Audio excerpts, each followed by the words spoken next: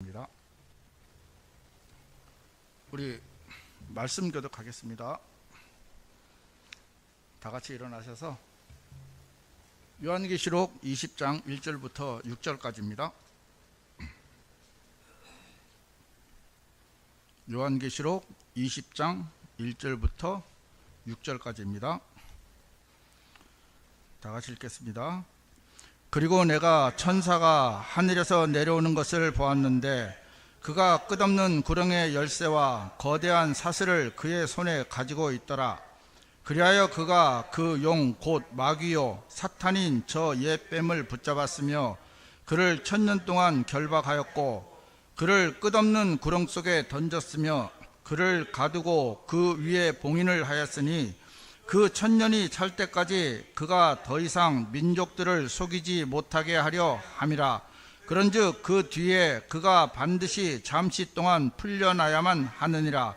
그리고 내가 보좌들과 그것들 위에 앉은 자들을 보았는데 심판이 그들에게 주어졌더라. 또한 내가 예수님의 증거를 위하여 그리고 하나님의 말씀을 위하여 목배임을 당한 자들의 혼들도 보았는데 그들은 그 짐승도 그의 형상도 경배하지 않았고 그의 표를 그들의 이마 위에나 그들의 손안에 받지도 아니하였더라. 그런즉 그들은 살아서 그리스도와 함께 1000년 동안 통치하였더라. 그러나 죽은 자들 중 나머지는 그 1000년이 끝나게 될 때까지 다시 살지 못하였더라. 이것이 첫째 부활이라. 첫째 부활에 참여하는 자는 복되고 거룩하도다. 둘째 사망이 그러한 자들을 다스릴 권능이 없고 오히려 그들이 하나님의 제사장들과 그리스도의 제사장들이 될 것이요 그분과 함께 1000년 동안 통치할 것이라. 아멘. 기도드리겠습니다. 위대하신 하나님 아버지, 오늘도 주의 첫날 이렇게 귀한 세상에 없는 그리스도인들을 주님께서 모아주셔서 저희가 영과 진리로 주님께 경배드릴 수 있는 귀한 은혜를 입혀주신 것을 감사를 드립니다. 하나님, 세상은 갈수록 더 흉흉해지고 이단들은 더욱더 활개치면서 활동을 하고 정작 정통이라고 말하는 기독교인들은 입을 다물고 있는 이 시대입니다. 사랑하는 주님, 저희들이 형제자매님들과 논의했지만 우리가 전도의 끈을 놓지 않을 수 있는 참 은혜를 입혀주시옵소서. 사랑하는 주님께서 우리들을 이 땅에 주신 것은 우리만 잘 먹고 잘 살고 주님께 경배드리고 성도의 사랑을 실천하라고 주신 것도 물론 있지만 가장 귀한 것은 우리 같은 사람들도 누군가의 전도를 받아서 구원을 받았습니다. 하나님, 전도에 미련한 것으로 하나님께서는 하나님이 찾는 자를 찾으신다고 말씀하셨는데, 사랑하는 주님, 우리가 그 세상 사람들이 보는 그 미련한 것으로 우리가 또 한 혼을 구령할 수 있는 은혜를 입혀주시기를 우리 주님 앞에 부탁을 드립니다. 우리가 결코 이 일에 게으르지 않기를 바라고 우리가 하나님 앞에 살아서 주님 앞에 들림받은 그날까지 우리가 전도의 끈을 놓지 않고 한 사람 한 사람을 이 교회 안으로 불러들일 수 있는 하나님 귀한 그릇 될 수 있는 은혜를 입혀 주시옵소서. 세상에서는 지옥도 있지만 가서 버틸만 하다고 이야기를 하는 목사들이 있습니다. 하나님, 그러나 지옥은 영원히 끝없는 멸망과 불구덩이 속에서 영원한 고통을 당해야 하는 곳입니다. 하나님, 그곳에 한 사람이라도 더 가지 않고 하나님의 나라로 옮겨질 수 있는 귀한 축복을 저희들에게 내려주시고 진주 지역과 경남 지역을 주님이 축복하셔서 하나님 앞에 참 하나님을 찾고 있는 사람들을 저희들이 만날 수 있는 은혜를 입혀 주시옵소서. 하나님, 이 시간에 하나님께서 말씀하시는 그 말씀을 선포할 때 우리가 사람의 말로 듣지 않고 하나님의 말씀으로 받아들일 수 있는 우리 마음을 낮고 낮은 위치로 넣어주셔서 말씀이 풍성하게 일할 수 있는 은혜를 입혀주시기를 바랍니다. 이 시간을 축복하여 주시옵소서. 우리 주 예수 그리스도 이름으로 기도드리옵나이다. 아멘.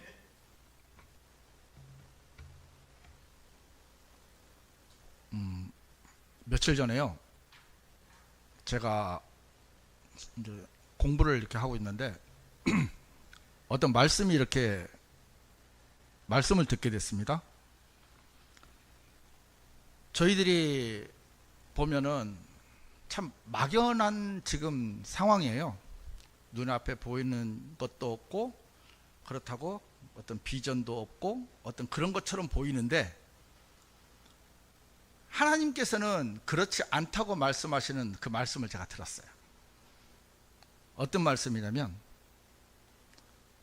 우리가 아합이 예언자들을, 선지자들을 다 죽였잖아요. 그때 엘리야도 죽이려고 달려들고 있을 때 오바댜가 그 선지자들을 숨겨놨잖아요. 로마서에서 그 말씀을 하시는 거예요. 내가 바알에게 무릎 꿇지 아니한 7,000명을 남겨뒀다. 근데 그 말이 이제 성경 공부하다가 이제 그 얘기가, 그 말씀을 딱 들었는데, 제 마음에, 아, 이 진주와 경남 지역에 바알에게 무릎 꿇지 아니한 7,000명이 있구나. 그 말씀이 이제 저희에게 약속이 됐어요. 있구나. 세상이 아무리 흉흉하고 지옥이 있네 없네, 뭐 구원을 받았네 안 받았네, 뭐 잘 사네 못 사네 해도, 그리고 정말 공중의 권세 잡은 사탄이 온 세상을 지배하고 있고 하나님을 믿을 수 없는 조건으로 다 만들어 놨잖아요. 그런데 있다는 거예요. 7,000명이 있다는 거예요.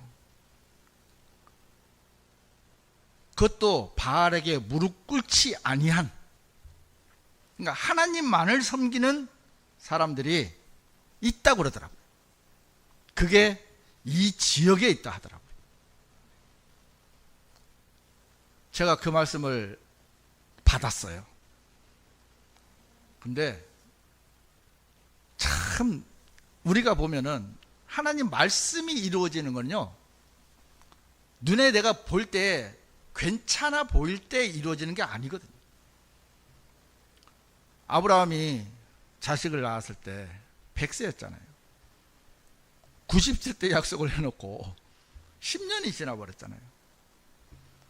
그러니까 모든 소망이 다 끊어져 버렸을 때, 그때 하나님의 말씀이 우리한테 들려지고, 이제 그 말씀이 약속으로 주어지고.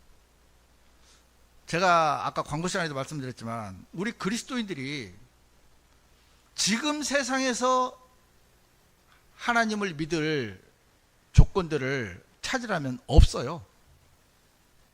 먹고 사는 데 지장 없죠. 잠잘 거 먹을 거 다 있죠. 구태여 내가 하나님 앞에 무릎을 꿇고 하나님 도와주세요, 하나님 이거 아니면 안 됩니다, 하나님이 아니면 안 됩니다라고 부르짖을 만한 것들이 없어요. 빚이 있어도 먹고 살아요. 어떤 조건이 있어든지 우리는 진짜 하나님 앞에요 무릎을 꿇고요, 하나님 이거 주님이 안 해주시면 안 됩니다라는 그런 기도를 우리는, 여러분 언제 해보셨습니까?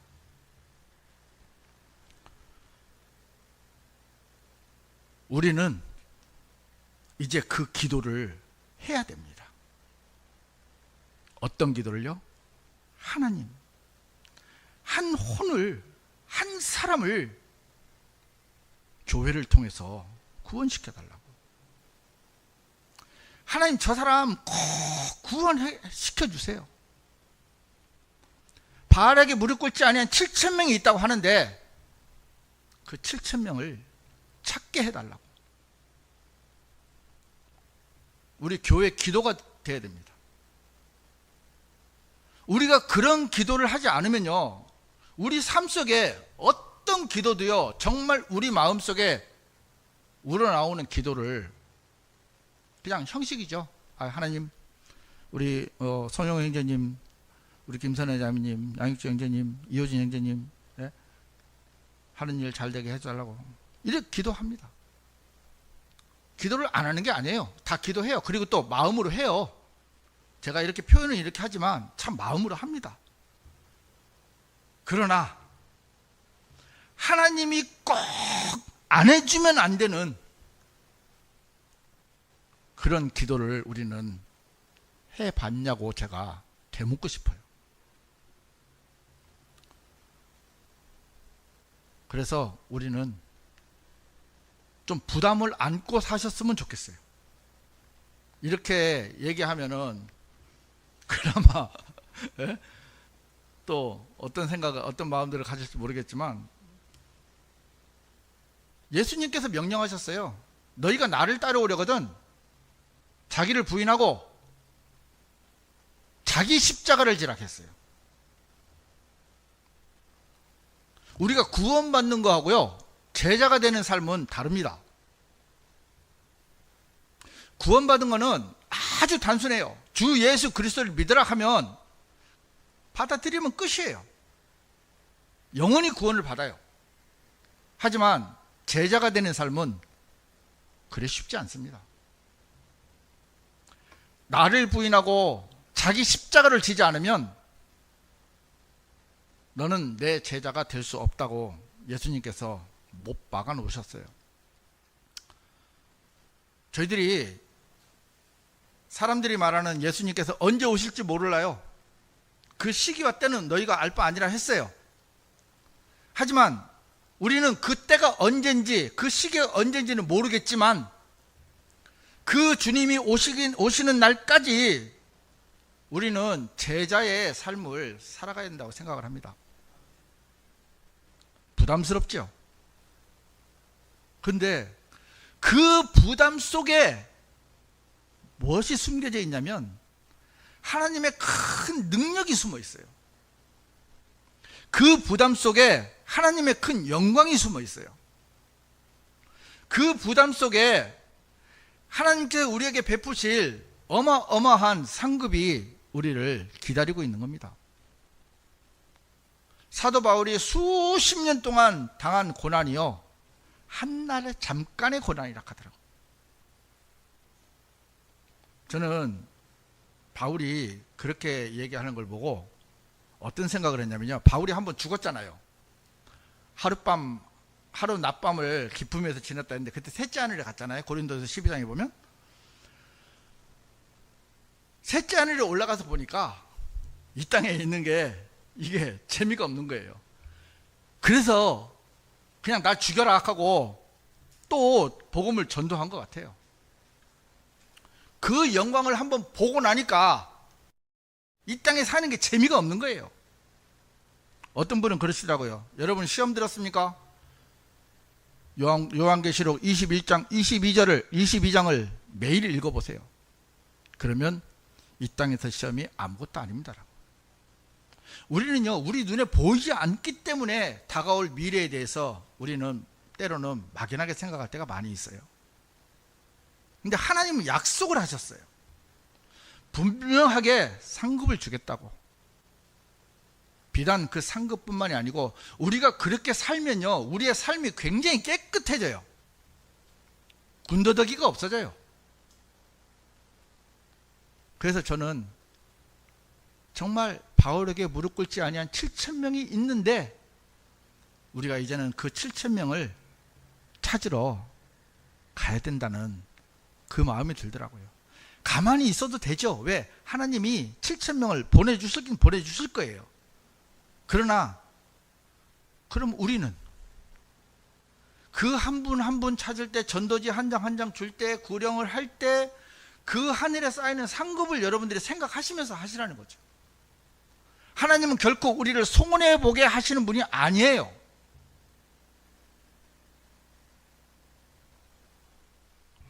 제가 그 부분이 참 들면서 우리가 예배를 드리는 것도, 경배를 드리는 것도, 성도의 사랑을 실천하는 것도 다 어디에 출발점을 둬야 되냐면 우리가 전도의 끈을 놓지 않는 데서 시작이 돼야 돼요. 제가 어떤 분하고 그런 얘기를 좀 했어요. 다른 이제 목회자님하고 그런 얘기를 했는데, 왜 사람들이 교회에서 내부에 분쟁이 일어나고 논쟁이 일어납니까? 그 얘기를 하시길래 제가 그랬어요. 한가해서 그렇다고. 한가해서. 복음을 전하면요, 일단 외부의 적과 우리는 전쟁을 하는 겁니다. 사탄과 전쟁을 하는 겁니다. 마귀와 전쟁을 선포하고 전쟁을 하는 거예요. 그러면 전쟁을 할 때는요, 여러분들도 역사를 보셔서 아시겠지만 전쟁을 할 때는요, 간신배들 빼고는요, 온 나라가 합심을 해서 외부 적과 싸웁니다. 행주산성에서 싸움할 때도, 행주대첩일 때도 아내자들이 치마에, 그죠? 돌을 갖다가 던지고 그래 했잖아요. 그런데 우리가 외부랑 싸우지 않으니까 내부 총질을 하는 거예요. 네가 잘났네, 내가 잘났네. 이것이 옳으네, 저것이 옳으네. 여러분, 외부의 전쟁을 하면요, 우리는요, 우리끼리 싸울 시간이 없어요. 어떤 분은 밥해야 되죠, 어떤 분은 청소해야 되죠, 어떤 분은 말씀 전해야 되죠, 어떤 분은 전도지를 나눠야 되죠. 각자 할 일이, 어떤 분은 기도하셔야 되죠. 할 일이 너무너무 많은데 싸울 시간이 어디 있습니까? 우리가 우리 안에서 네가 옳으네, 내가 옳으네 싸우고 있다는 증거는요, 우리는 복음을 전하지 않고 하나님의 일을, 뜻에 대해서 무관심하고 있다는 자라는 것을 우리는 우리 스스로 증명하는 거예요. 저는 오늘 성경 기록이 말씀하시는 진짜 이긴 자는 누구인가, 이제 이 부분에 대해서 이제 제가 좀 말씀을 드리려고 하는데, 제가 이걸 준비하면서 정말 사람들이 이렇게도 어리석은가라는 생각이 들었어요. 이긴 자라고 하는 사람들이 꽤 많더라고요. 그 전도관 박태선부터 시작해서 이긴 사람 명단을 보니까 한 10여 명이 자기가 이긴 자라고 해놨더라고요. 그 마지막에 이제 이만희 전에 유재일이라고, 장막성전이라고 들어보셨습니까? 그 유재일이가 이긴 자라고 했는데 그 이만희가 그 밑에서 배웠었거든요. 제자였거든요. 그래서 자기도 이제 이긴 자라 이렇게 이제 얘기를 하는데, 자, 성경이 말하는 진짜 이긴 자는 누구냐고 이제 제가 한번 찾아보고, 정말 말도 안 되는 참 그런 주장을 이렇게 하고 있더라고요. 그리고 또 하나 뭐냐면 14만 4천 명.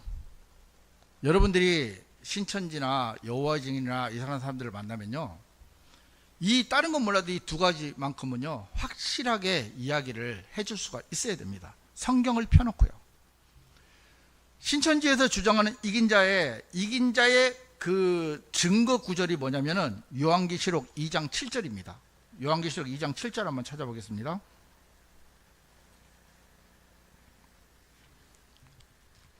귀 있는 자, 그는 성령께서 교회들에게 말씀하시는 것을 들을지어다. 이기는 자에게는 내가 하나님의 낙원 한가운데 있는 생명나무에서 나는 것을 주어 먹게 하겠노라. 자, 이걸 보고 자기가 나는 이긴 자다, 그렇기 때문에 나는 요한계시록도 나만 풀 수 있고 이제 해석할 수 있다, 이제 이 주장을 해요. 근데 여러분들이 읽어보셔서 알지만 귀 있는 자, 그는 성령께서 어디에게요? 교회들에게 말씀하시는 것을 들을지어다. 이기는 자에게는 내가 하나님의 낙원 한가운데 있는 생명나무에서 나는 것을 주어 먹게 하겠노라. 그리고 2장 7절 한 번만 말씀하신 게 아니고요, 11절, 17절, 26절, 3장 5절, 12절, 21절 7번을 이야기합니다. 교회, 7교회 아시죠? 7교회에게 얘기를 하는데, 자, 일단 이기는 자는 한 명이 아닙니다. 우리는 성경을, 다른 사람들은 비유로 푼다 하는데 성경은 문자 그대로 해석을 해야 됩니다. 있는 그대로 읽으시면 돼요. 이기는 자, 교회들에게. 자, 그러면 교회에게 한 명이라, 교회에 한 명만 있다고 말도 안 되는 설정을 해봐도 7교회 얘기를 하면요 7명이죠.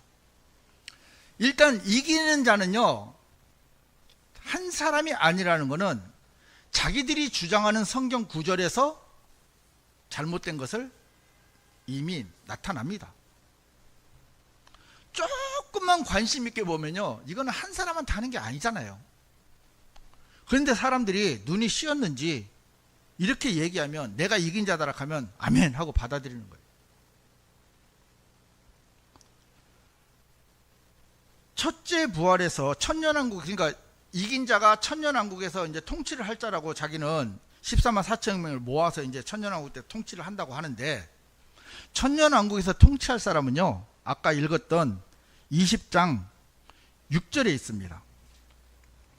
첫째 부활에 참여하는 자는 복되고 거룩하도다. 둘째 사망이 그러한 자들을 다스릴 권능이 없고 오히려 그들이 하나님의 제사장들과 그리스도의 제사장들이 될 것이요 그분과 함께 천년 동안 통치할 것이라. 자, 첫째 부활에 참여하는 자가 천년 동안 통치한다고 되어 있습니다. 맞죠? 제가 성경을 잘못 읽은 거 아니죠? 자, 첫째 부활에 참여하는 자는요, 환난 성도들입니다. 물론 예수님이 부활하실 때 구약 성도와 그 신약 성도들이, 죽은 사람들도 부활을 했지만, 이 20장 1절에서 6절까지 설명하는 건요, 환난 성도들에 대해서 이제 이야기를 하고 있기 때문에 제가 그 부분에 좀 초점을 두고 있겠습니다. 첫째 부활에 참여하는 자들은요, 20장 4절에서 분명하게 이야기하고 있어요. 예수님의 증거를 위하여, 그리고 하나님의 말씀을 위하여 목배임을 당한 자들의 혼들도 보았는데 그들은 그 짐승도 그의 형상도 경배하지 않았고 그의 표를 그들의 이마 위에나 그들의 손안에 받지도 아니하였더라.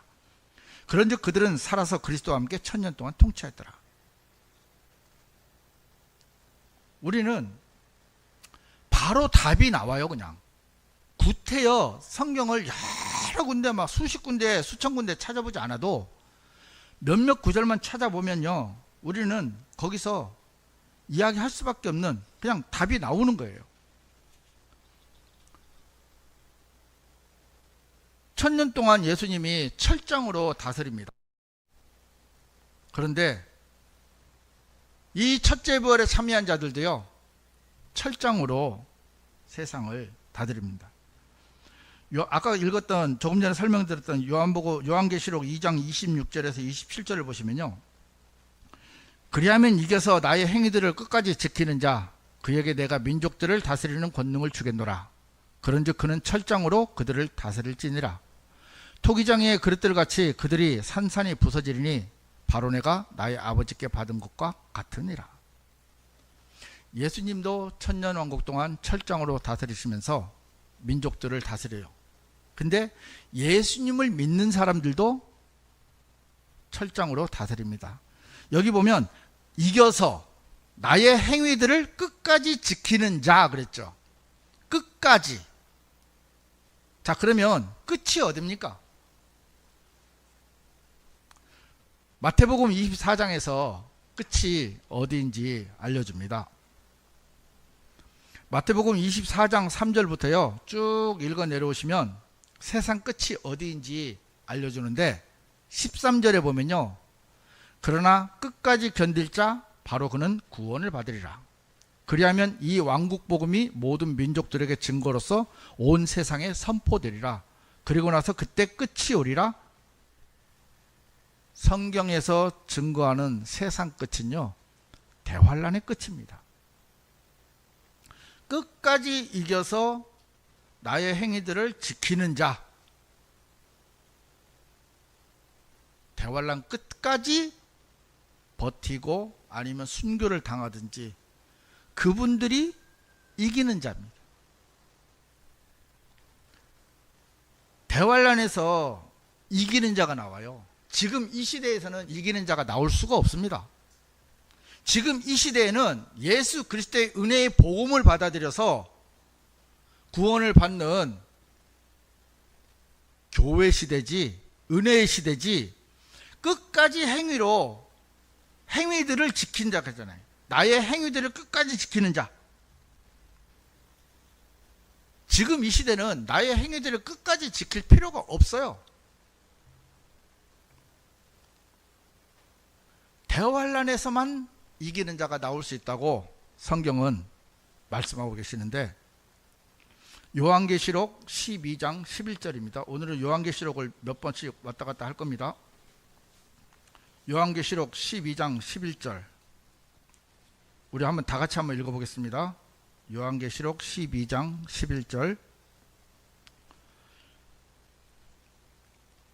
그리고 그들이 어린 양의 피로써 또 그리고 그들이 증언하는 말로써 그를 이겼도다. 또한 그들은 죽음에 이르기까지 자신들의 생명들을 사랑하지 아니하였도다.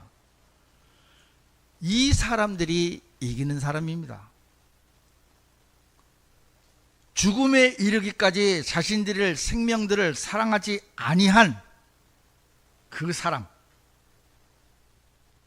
자, 이 사람들이 자신들의 생명들을 지금 이 시대에요. 우리가 자신들의 생명들을 사랑하지 않고 예수님을 위해서 순교하는 사람 있습니까? 물론 있겠죠.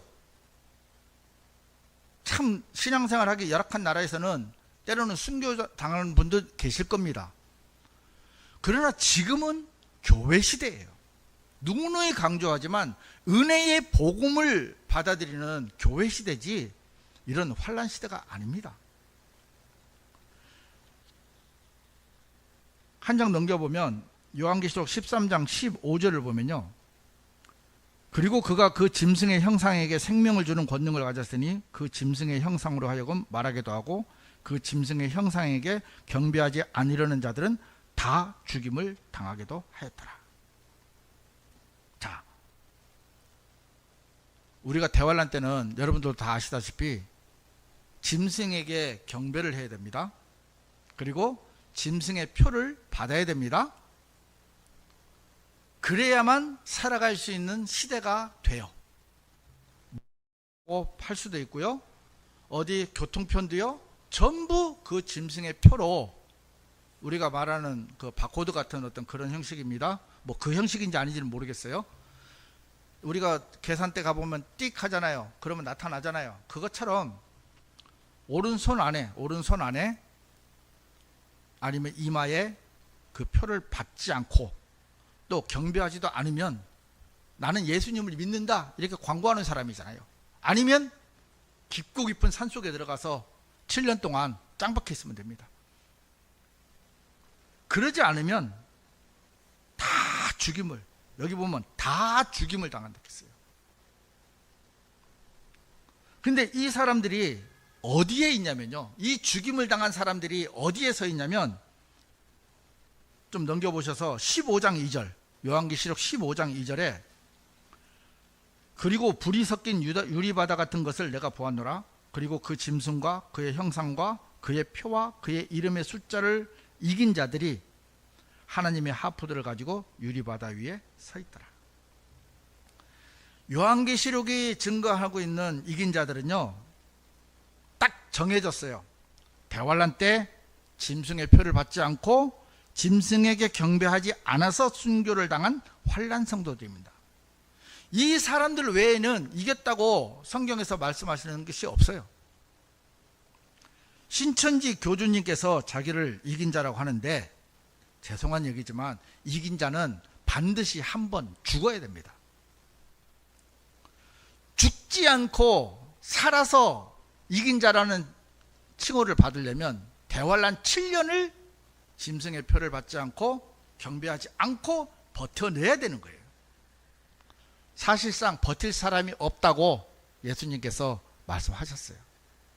그날을 감해주지 않으면 어떤 육체도 구원을 받을 수 없다고 할 정도로 대환란 자체는 지옥입니다.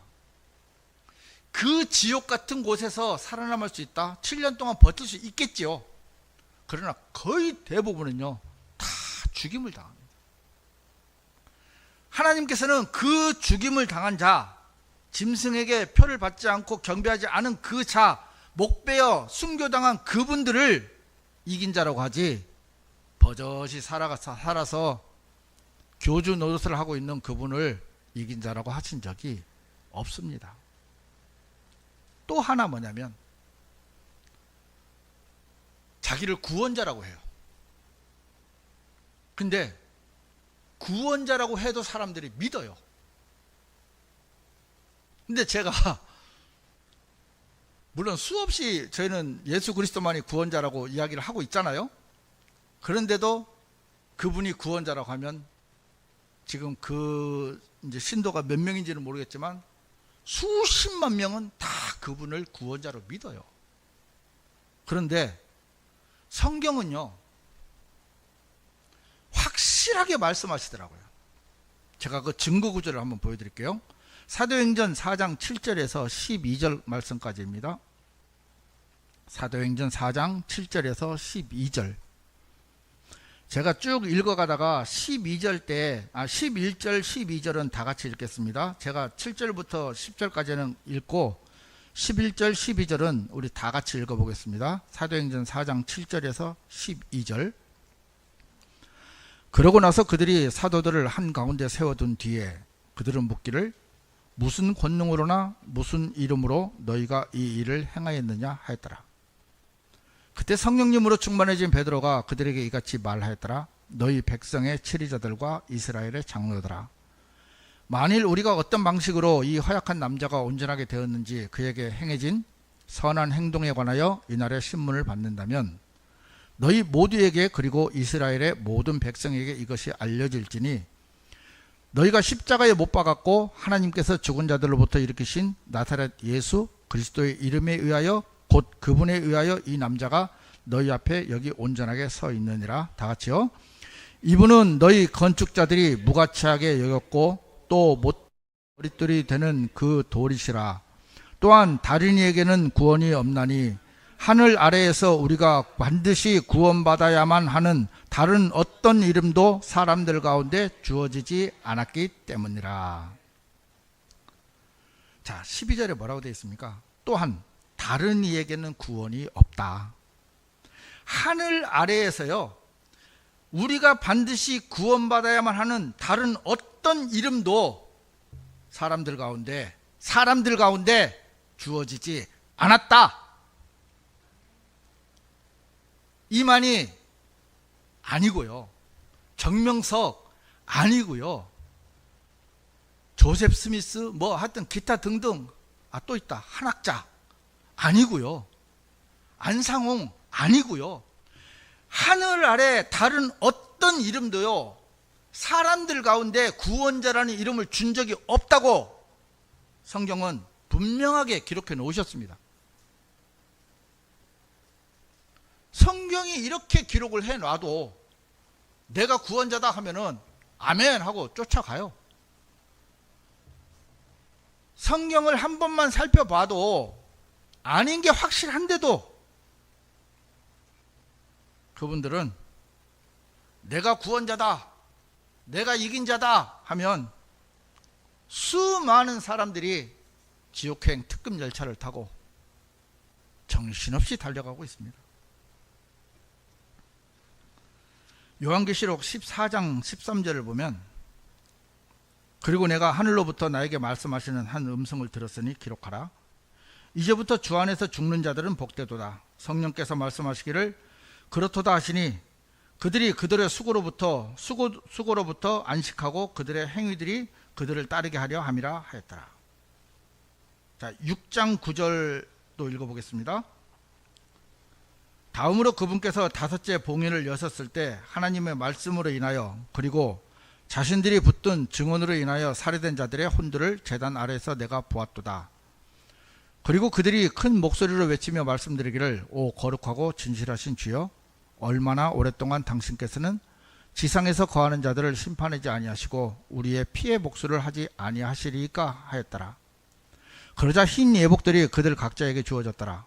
그리고 그들의 동료 종들과 그들의 형제들까지도 그들이 당한 것처럼 죽임을 당하여 그 수가 채워질 때까지 그들이 잠시 동안 더 쉬어야 한다는 말씀이 주어졌더라. 제가 오늘 왜 이렇게 자주 성경을 찾느냐면 성경에서 증거하는 것들을 여러분들이 분명하게 인식을 하고 있으면 그 사람들이 어떤 말로 현혹을 해도요 흔들릴 수가 없어요. 또 이야기합니다. 성경 기록이 말씀하시는 이긴 자는 적그리스도에게 경배하지 않고 짐승의 표를 받지 않아 죽임을 당한 환난 성도. 또 하나가 뭐냐면 14만 4천 명. 제가 이 14만 4천 명을 보면서 맨 처음에 제 아내가 신천지 그분이 오셔서 이제 이야기를 한다는 얘기를 들었어요. 그래서 도대체 신천지가 어떤 거, 저는 이제 신천지라고 말만 들었지 구체적으로 그쪽 교리가 뭔지를 몰랐어요. 그래서 이제 한번 살펴 12지파라 하더라고요. 그래서 당연히 우리가 12지파는 뭡니까? 르우벤, 시므온, 뭐 레위, 갓, 유다, 뭐 이사칼, 스불론 뭐 이렇게 되잖아요. 이스라엘 12지파. 그런데 신천지의 12지파는 예수님의 12제자라는 거예요. 그래서 이거 무슨 소린가 싶었어요. 성경에서는요 14만 4천 명을 얘기할 때 저는 제가 이제 요한계시록 우리 7장 2절을 한번 찾아보겠습니다. 7장 2절. 이어서 살아계신 하나님의 인장을 지닌 채 동쪽으로부터 또 다른 천사가 올라오는 것을 내가 보았도다. 그러자 그가 4명의 천사들에게 큰 목소리를 외쳤으니 땅과 바다를 손상시키도록 권능이 그들에게 주어졌더라. 자, 3절부터 이제 쭉 나오는 4천 명에 대해서 나오는데, 말하기를 우리가 우리 하나님의 종들에게 그들의 이마 안에다 인장을 찍을 때까지 땅도 바다도 나머지도 손상시키지 말라 하였더라. 그리고 내가 인장을 받은 자들의 수에 대하여 들었는데 이스라엘 자녀들의 모든 지파들에서 14만 4천 명이 인장을 받았더라 하면서 유다 지파, 르우벤 지파, 갓 지파, 아셀 지파, 납탈림 지파, 므낫세 지파, 시므온 지파, 레위 지파, 이사칼 지파, 스불론 지파, 요셉 지파, 베냐민 지파에서 1만 2천 명씩 해서 14만 4천 명입니다. 제가 왜 이렇게 읽냐면, 여러분 12지파는요 이게 12지파예요. 12제자가 아니란 말입니다. 그런데 그 사람들이요 왜 이스라엘 12지파를 자기들 예수님의 12제자로 했느냐고 보니까 마태복음 19장 28절 때문에 그런 것 같아요. 마태복음 19장 28절에 뭐라고 기록되어 있냐면, 그러자 예수님께서 그들에게 이같이 말씀하셨느니라. 진실로 내가 너희에게 말하노니 나를 따르는 너희는 인자가 자기 영광의 보좌에 앉을 때인 재생의 때에 너희 역시도 이스라엘 12지파를 심판하면서 12보좌에 앉으리라. 아마 이 말씀으로 하지 않았나 싶어요. 왜? 예수님이 12제자에게, 여러분 잘 들으셔야 돼요. 12제자에게요 재생의 때, 천년왕국 때 이스라엘의 12지파를 심판하면서 다스리는 권세를 줬어요. 그리고 12보좌에 앉으라 했어요. 근데 그 사람들이 말하는 14만 4천 명이 세상을 다스린다고 하는데 14만 4천 명은 세상을 다스리는 사람들이 아닙니다. 만약에 예수님께서 12보좌에 앉으라고 해서 12명만 했잖아요. 근데 14만 4천 명이면 보좌가 14만 4천 개가 돼야 돼요. 여러분이 성경을 읽어보셔서 알지만 어느 곳에서 보좌가 14만 4천 개가 없어요. 그리고 14만 4천 명은요 요한계시록 14장 3절에서 5절까지 증거하는 걸 보면요 액면 그대로, 문자 그대로 이스라엘 사람, 유대인들입니다. 그리고 또 뭐냐면 동정남이에요. 동정남이 뭐냐면 여자와 관계를 갖지 않은 깨끗한 청년들, 남자들이에요. 그리고 이마에 인장을 받았어요. 조건이 3가지예요. 이스라엘 각 지파에서 1만 2천 명씩 14만 4천 명. 그 다음에 요한계시록 14장 4절에 보면 이들은 여자들로 더럽혀지지 않는 자들이라. 그들은 동정들이기 때문이라. 조건이 그거예요. 만약에요 우리 여기 교회에서 14만 4천 명을 부르짖어도요, 여기 있는 분들은 다 탈락이에요. 왜? 어린 남자들, 동정들. 성경이 이렇게 기록을 해놨어요. 14만 4천 명은요, 우리나라가 아니에요. 서울, 부산, 강원도, 충청도, 전라도, 경상도, 이게 아니고요, 이스라엘의 각 12지파예요. 말 그대로 12지파예요. 요한계시록의 비유로 해가지고 이 이스라엘이 우리나라에 대체된 거다 하는데, 이스라엘은 절대로 대체 신학이 있을 수가 없습니다. 왜? 하나님께서 반드시 다시 회개시켜서 구원하시겠다고 약속을 하셨기 때문이에요. 12제자는 이스라엘 12지파를 다스릴 권한을 줬어요. 14만 4천 명이 아닙니다. 14만 4천 명은요, 인장을 받았잖아요. 이들이 대할란세에 하는 일이 뭐냐면, 짐승의 표를 받은 그 수많은 사람들이 이제 어디 통과를 하잖아요. 통과를 할 때 하나님의 인장을 받은 사람들도 동일하게 짐승의 표를 받은 사람과 같이 통과가 돼요. 하나님의 역사를 그렇게 만들어 놨어요. 왜? 짐승의 표를 받지 않은 사람들을 찾아서 받지 않고 영원한 복음을 전하기 위해서 하나님을 두려워하고 그 행위를 지키라고 복음을 전하는 복음 전도자들입니다. 구원을 받기 위해서 하는 게 아니고 이들은 이미 구원을 받았어요. 액면 그대로 성경 기록된 대로만 읽어도 신천지나 여호와 증인에서 14만 4천 명을 증거하는 것이 얼마나 황당무계한지 사람들은 전혀 깨닫지를 못하고 있습니다. 또 하나가 뭐냐면, 이만희 씨가 그 요한계시록 10장에 나오는 작은 책을 사도 요한이 받아 먹었거든요. 먹을 때는 단데 뱃속에서는 쓰리다 했잖아요. 그거를 자기가 먹어서 요한계시록을 자기만 해석할 수 있다고 그렇게 이야기를 합니다. 자, 그러면 좋습니다. 설령 그렇다 쳐요. 근데 실제로 책을 먹은 사람은 사도 요한입니다. 그러니까 자기가 사도 요한이라 하더라고요.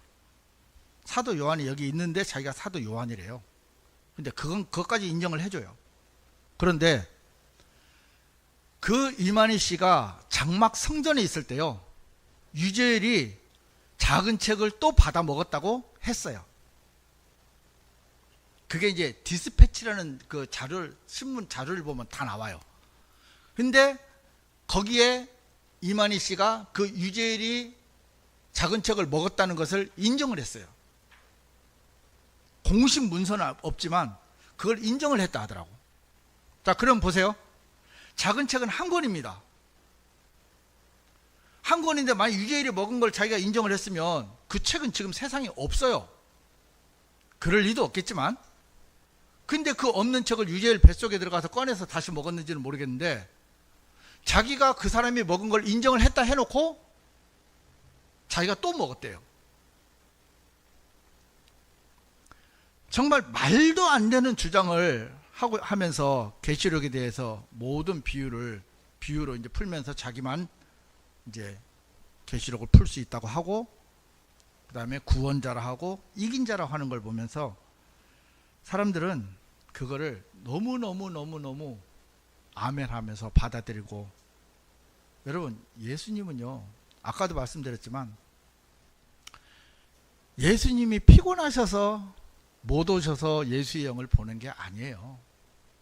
예수님은 사도행전 1장에 우리 지난번에 봤던 것처럼 올라가신 모습 그대로, 거기에 뭐라고 돼 있어요? 동일한 예수님. 그 예수님께서 그 모습 그대로 오신다고 했어요. 세상에 구원을 받을 만한 어떤 이름도 사람들에게는 준 적이 없다고 성경은 기록해 놓았는데, 지금 이 시대에 구원자들이 너무 많잖아요. 그 성경을 조금만 살펴봤으면 좋겠고, 그분들이 정말 하나님의 은혜를 입어서 그런 말씀 몇 구절만 이렇게 정확하게 봐도, 그분들은 그런 거예요. 전부 비유라서 이만희 교주님이 다 해놓은 대로 그렇게 세상은 이루어진다 하고. 저는 또 한 가지 이해가 안 되는 게 뭐냐면, 자, 뭐 그렇다 모든 걸 다 인정해도 주고 그분들이 구원자라고 쳐요. 여러분, 예수의 영이 들어간 사람이 사기칩니까? 예수의 영이 들어간 사람이 정치하고 손을 잡습니까? 예수의 영이 들어간 사람이 탈세를 합니까? 예수의 영이 들어간 사람이 폭력을 저지릅니까? 여러분, 그 사실 하나만 보더라도요, 이분들은 구원자가 아니라는 거예요. 예수님은 이 땅에 오셔서 죄를 한 번도 짓지 않았어요. 그 예수의 영이 만약에 설령 제 안에 만약에 들어왔다 쳐요. 그럴 일도 없지만, 그래서도 안 되지만, 그러면 저는요, 죄를 지울 수가 없어요. 왜 그런지 아세요? 예수님의 영은요, 죄를 짓게 하는 영이 아니에요.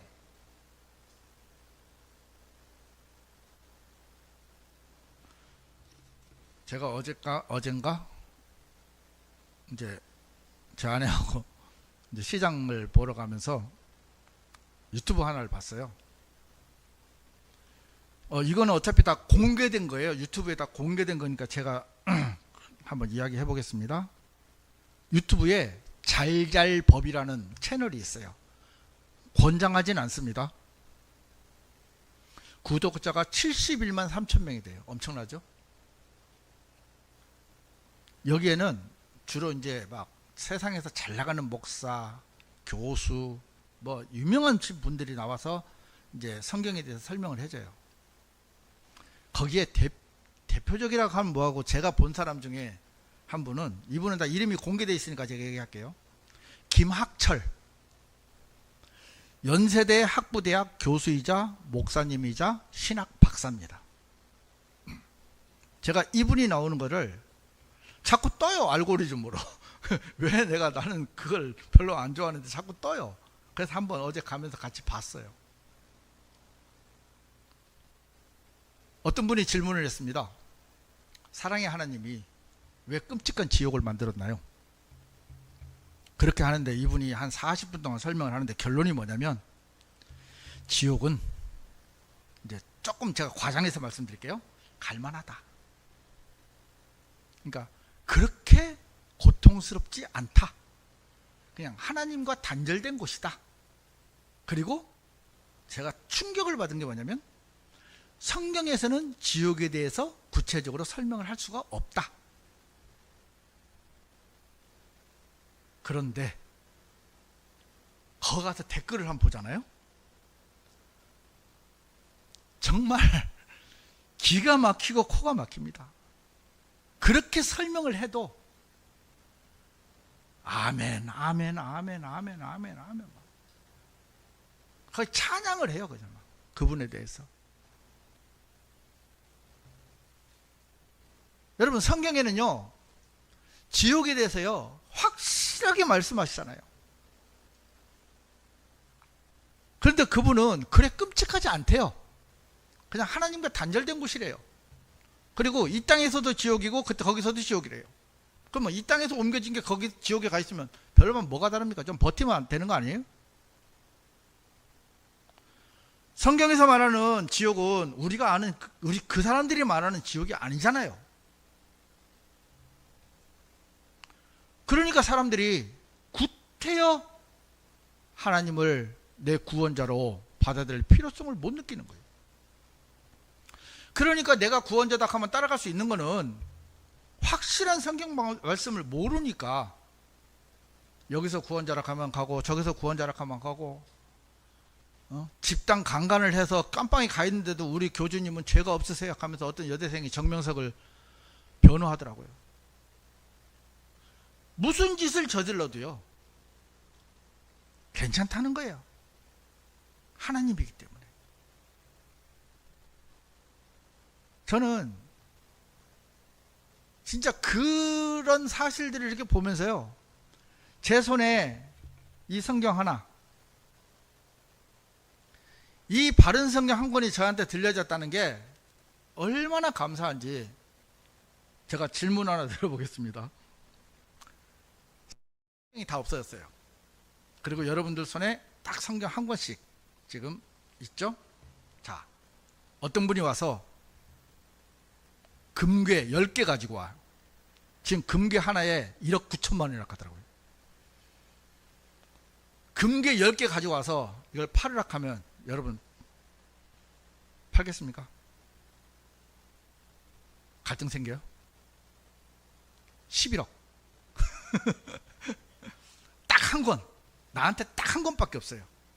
여러분들한테 손에 딱 한 권씩밖에 없어요. 근데 어떤 사람이 와가지고 금괴 우리 양희진님한테 10개 갖다 줘요. 이게 나한테 팔으라고. 우리 손희진님한테 10개 갖다 줘요. 자매님한테도. 예전에는 저도 팔았을 거예요. 예전에 저는요 팔았을 거예요. 왜? 그만큼 이 값어치를 몰랐어요. 그런데 금괴 100개를 갖다 줘도요 이게 한 권밖에 있지 않다면 팔 수가 없어요. 왜? 하나님이잖아요. 예수님이잖아요. 구원자잖아요.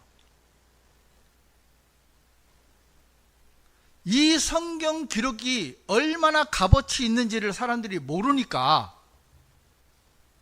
성경을 펴서 정말 그런가 살펴보기만 하면 되는데도 성경을 펴서 살펴볼 생각을 안 한다는 거예요.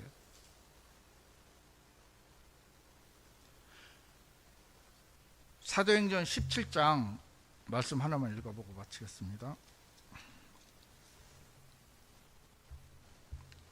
사도행전 17장 11절 11절 12절을 우리 다 같이 한번 정말 지금까지 읽었던 성경보다 가장 크게 한번 읽어봤으면 좋겠습니다. 사도행전 17장 11절 12절입니다. 이들이 데살로니가에 있는 자들보다 더 고상하였던 것은 그들이 온 생각을 다해 준비하여 말씀을 받아들였고 그것들이 그러한가 하여 매일 성경 기록들을 찾아보았기 때문이라. 그러므로 그들 중 많은 이들이 믿었더라. 헬라인들이자 명망 있는 여자들 중에서도 믿었고 남자들 중에서도 적지 않은 수가 믿었더라. 아멘. 이분들이 베레아 사람입니다. 그 개역성경에는 베레아 사람들이 데살로니가 사람보다 더 신사적이었어 이렇게 나오거든요. 근데 신사적이라는 표현이 좀 그런데 여기는 고상하다고 해야지. 고상한 이유가 뭐냐면 온 생각을 다해 준비하고 말씀을 받아들였어요. 그러니까 말씀 자체를 받아들였어요. 교리를 물론 이 속에 교리가 있지만 사람들이 주장하는 교리를 받아들인 게 아니고요. 말씀을 받아들였어요. 그리고 그 말씀이요. 맞나 안 맞나 찾아봤어요. 여러분들도 제가 만약에 여기서 말씀을 전해도요. 잘못된 게 있으면 저한테 말씀을 해 주셔야 돼요. 맹목적으로 아멘 아멘 하면 우리는 신천지나 똑같은 거예요. 맞으면 받아들이면 되고 안 맞으면 받아들이면 안 돼요. 지금 우리나라 개신교나 이단 종파들이 설칠 수 있는 이유가 뭐냐면은 이들이 성경을 전혀 안 봐요. 성경을 봐도 그냥 맥없이 흘러가 버려요. 또 뭐냐면 우리 목사님이 틀릴 리가 있나? 여러분 목사도 사람입니다. 내 마음속에 하나님의 성령이 계시지 않고 사람의 지식으로만 받아들이면요 성경 그 잘못된 자기 방향으로밖에 보이지 않는 것이 성경이고 이 성경은 살아있는 책입니다.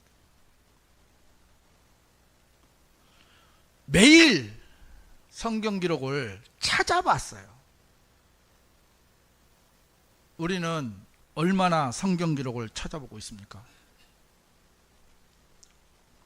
여러분들의 마음속에, 또 제 마음속에, 이거는 또 저에 대한 도전이 돼 버렸어요. 제가 이런 얘기를 하고 나서는 항상 저에 대한 도전이 되는데, 하나님께서 우리에게 원하시는 건요, 이 말씀 자체를 받아들이는 거예요. 지금 이 땅에는 예수 그리스도께서 계시지 않습니다. 성령님께서 계시고 이 말씀이 계세요. 그러면 우리는 이 말씀을 하나님과 동일하게 여겨야 되는 거예요. 왜? 이 말씀이 곧 뭐라 하겠습니까? 하나님이시다. 우리는 저 역시도 구원을 받고 나서도 그 말씀을 그렇게 값어치 있게 생각하지 않았어요. 그런데 세상에서 가장 값어치 있는 거 딱 하나 고르라 하면 저는 신구약 66권 킹제임스 성경을 곧대로 번역한 지금 내 손에 있는 이 성경이 현재는 제 최종 권위가 된 겁니다. 앞으로 더 교율이 돼서 또 다른 성경이 나올 수 있죠. 그러면 그때는 또 그것이 저의 최종 권위가 되겠지만, 지금 현재는요, 이 말씀이 저에게 최종 권위가 되어 있습니다. 사람들은 성경이 옳으네 그르네 말을 하고 있지만, 하나님은요, 말씀을 보존하기 위해서 수많은 것들을 다 하나하나 정리를 해오셨어요. 제가 그 신천지 교리에 대해서 이제 공부를 하면서 참 가슴 아팠던 게 뭐냐면, 그나마 좀 성경적이면 괜찮겠어요. 그나마 좀 성경적이었으면. 그런데 정말 말도 안 되는 그런 교리를 가지고 사람들을 현혹시키는데, 중요한 거는 거기에 가는 사람들이 전부 똑똑한 사람이에요. 전부 똑똑한 사람들이에요. 젊은 사람들이. 우리는 모르겠어요. 여기 똑똑하신 분들이 계신지 모르겠지만, 우리는 세상에서 볼 때도요, 우리는 정말 값어치가 별로 없잖아요.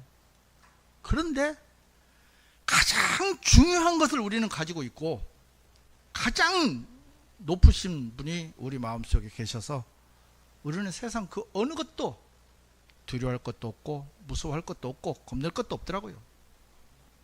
그래서 이런 우리 같은 마음을 가진 분들이 있기 때문에 우리는 또 나가야 되고요. 우리 마음속에 이런 복된 하나님의 말씀이, 제가 그 교리를 공부하면서 느낀 거는요, 진짜 내가 이 성경 올바른 말씀을 가지고 있다는 게요, 너무너무 행복하더라고. 세상에서는 있을 수 없는 일이거든. 또 이 말씀을 지키는 사명을 또 저희들에게 주셨고요.